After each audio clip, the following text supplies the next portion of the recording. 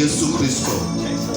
Tunaliinua jina lako na kulitukuza jina lako, mfalme wa falme, Mungu mwenye nguvu, Mungu unayestahili kuabudiwa, Mungu unayestahili kutukuzwa. Asante Jehova kwa ajili ya majira kama haya yaliyokupendeza. Mungu ni wewe uliye mtakatifu, hakuna mwingine kama wewe Mwokozi. Hakika wewe ni mshindi zaidi ya kushinda.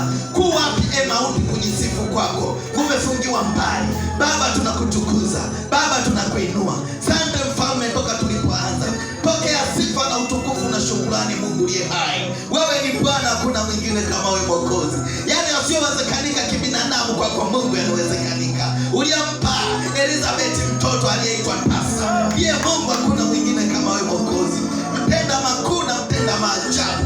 Ndio maana tunakusifu na kukuabudu katika jina la Yesu Kristo.